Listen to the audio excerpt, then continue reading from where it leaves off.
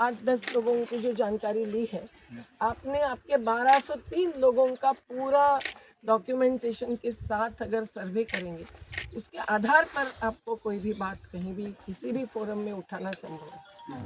और असेंबली में भी कोई उठाते हैं क्या विरोधी दल के लोग? वो उठाते हैं और लेकिन और दूसरा नहीं, वो जब उठाने जाते हैं उसको चुप करा के और मतलब सस्पेंड कर देते हैं। आजकल भाई पार्टी होती है तो सभी को स्पेस होनी चाहिए ना, इसमें क्या है भेदभाव करना है। लेकिन आजकल वो भी नहीं रहा, इसलिए असेंबली और पार्लियामेंट के बदले जनता के पार्लियामेंट ही ज़्यादा महत्व की। तो आपकी 1203 लोगों की एक प्रकार के जन संसद आप ले लो, तो उसमें कोई भी जजेस को बिठा दो, पर उसके पहले आपका ये सर्वे पूरा होना जरूरी है। वो आपका 15 सर्वे किया था, तो उसका पूरा डॉक्यूमेंट्स जो तोड़ने आए थे वो कौन थे, उन सबको जेल में भेज दिया। इतना बड़ा है। हमने जब भी उस कानून के तहत एक्शन ली है तब इमीडिएटली दौड़ के आके काम करना पड़ता है। तो ये भी हमको भी वो कानून का इस्तेमाल करते हैं, हमको भी कानून का इस्तेमाल करना चाहिए। पर संविधान सबसे बड़ा कानून है। अभी भी मेरी बैग में संविधान है, तो संविधान में तो ये लिखा ही है कि किसी को भी ऐसा बेघर करना, किसी की आजीविका छीनना, किसी जनजाति की आजीविका छीनना, ये भी अत्याचार में आता है। किसी का घर तोड़ना जनजाति का, ये भी अत्याचार में आता है। तो SC/ST प्रिवेंशन कानून में तो बहुत सारे परिवार आए। मुझे लगता है आप लोगों ने एक सर्वे फॉर्म बनाकर, जो मैं आज 1/1/2011 की कट ऑफ डेट है, उसके पहले जो घर बना है वो अगर तोड़ा जाता है तो हम मानव अधिकार आयोग में जा सकते हैं, हम हाई कोर्ट में जा सकते हैं, और हमारा संघर्ष चलता है तो सरकार रुकती है। तो यहाँ असम में भी एक कट ऑफ डेट होनी चाहिए। और यहाँ अधिकतर कट ऑफ डेट सिटीजनशिप का मुद्दा जब उठा था तब 1971 का बना था। तो ये सब 1971 के पहले के भी कईयों के कागजात है। कईयों ने ज़मीन बाद में छोटी सी खरीदी क्योंकि यहाँ थोड़ी सस्ती ज़मीन थी। तो क्या उनका वो हक नहीं है, जीने का अधिकार नहीं है? ये सवाल। तो हमारा तो ऐलान है इस असम के मुख्यमंत्री महोदय और पूरे मंत्रिमंडल को, पूरे सरकार को, कि आपने जो आश्वासन दिए हैं, हमने नहीं दिए हैं, आपने जो आश्वासन दिए हैं उसकी पूर्ति करो, नहीं तो आप झूठ साबित होंगे। और कोई जाति धर्म के आधार पर मत देखो। जनजातियों के घर भी आप जब उखाड़ते हैं तो आप क्या कर रहे हैं? आप अत्याचार कर रहे हैं।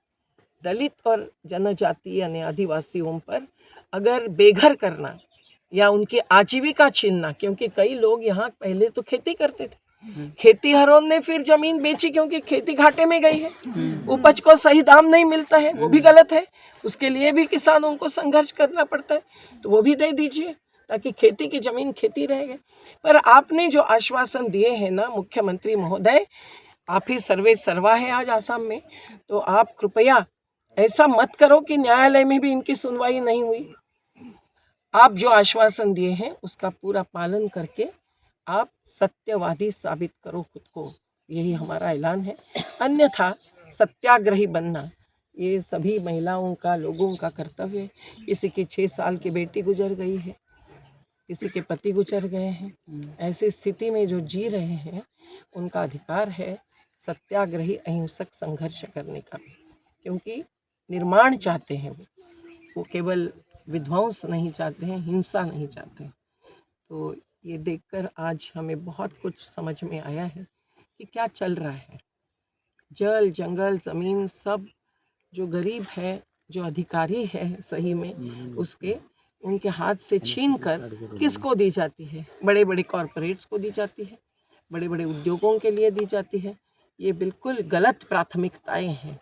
प्राथमिकता वो होनी चाहिए कि हर परिवार को आवास, रोजगार, शिक्षा, स्वास्थ्य, पानी, बिजली का न्यूनतम भी अधिकार दिया जाए। प्रधानमंत्री पदर प्रार्थी 2014 চনৰ নৰেন্দ্ৰ মোদী ডাঙৰীয়ে পাছিঘাটত আহি কৈছিলে যে নামনি সোৱণশিৰি জলবিদ্যুৎ প্ৰকল্পৰ দৰে বৃহৎ নদী বান্ধৰ কাম বন্ধ কৰি তেওঁলোকে সৰু সৰু নদী বান্ধ বনাব। এই আটাইবিলাক কথা কোৱাৰ কাৰণে অসমৰ ৰাইজে বিজেপিক সমৰ্থন কৰিছিলে। তাৰ পাছত কিন্তু ক্ষমতালৈ আহি তেওঁলোকে পোনছাতেই পিছ দুৱাৰেদি কৰোণাৰ সুযোগ লৈ কা আন্দোলনৰ সুযোগ লৈ তেওঁলোকে এই বৃহৎ নদী বান্ধ নামনি সোৱণশিৰি জলবিদ্যুৎ প্ৰকল্পৰ কাম সম্পূৰ্ণ কৰি আজিৰ দিনটোলৈকে অসমৰ মানুহে বিৰোধিতা কৰি থকাৰ পাছতো গাৰ জোৰেৰে তেওঁলোকে নদী বান্ধৰ কাম সম্পূৰ্ণ কৰি যোৱাকালিৰ দিনটোৰ পৰা উৎপাদনৰ কাম তেওঁলোকে আৰম্ভ কৰিছে। যি সময়ত অসমীয়া মানুহে জুবিন দা আমাৰ জাতিৰ প্ৰাণ জুবিন দাৰ ন্যায়ৰ দাবীত আমি সকলো উন্মুখ হৈ আছোঁ, সকলো মানুহে দিন ৰাত এটাই অসমীয়া মানুহৰ এতিয়া দাবী যে জুবিন দাৰ ন্যায় লাগে, সেই মুহূৰ্তৰ সুবৰ্ণ সুযোগ লৈ পুনৰ নদী বান্ধৰ উৎপাদনৰ কাম কালিৰ দিনটোৰ পৰা আৰম্ভ কৰিছে। গতিকে আমি আজিৰ দিনটোতো কওঁ, সদায় কওঁ যে আমি বৃহৎ নদী বান্ধৰ বিৰোধী।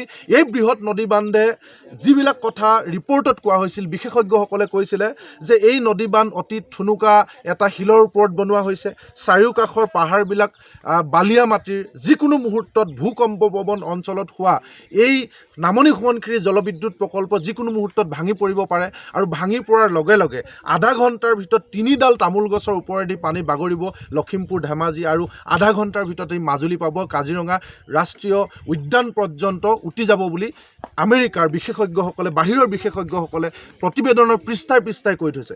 এনেকুৱা ভয়াৱহ ভৱিষ্যতৰ ইংগিত দিয়াৰ পাছতো কেৱল আৰু কেৱল কোম্পানীৰ স্বাৰ্থত, তেওঁলোকৰ বন্ধুসকলৰ স্বাৰ্থত আজি বিজেপি চৰকাৰে অসমৰ মানুহৰ মূৰৰ ওপৰত এই জলবোমা বনাই আজিৰ যোৱাকালিৰ দিনটোৰ পৰা বিদ্যুৎ উৎপাদনৰ কাম আৰম্ভ কৰিলে।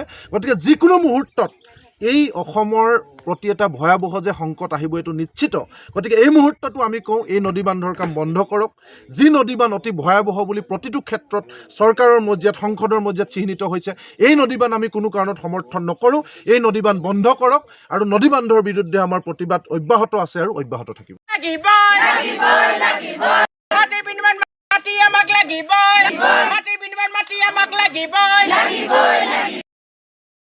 মাটি পাব লাগিব,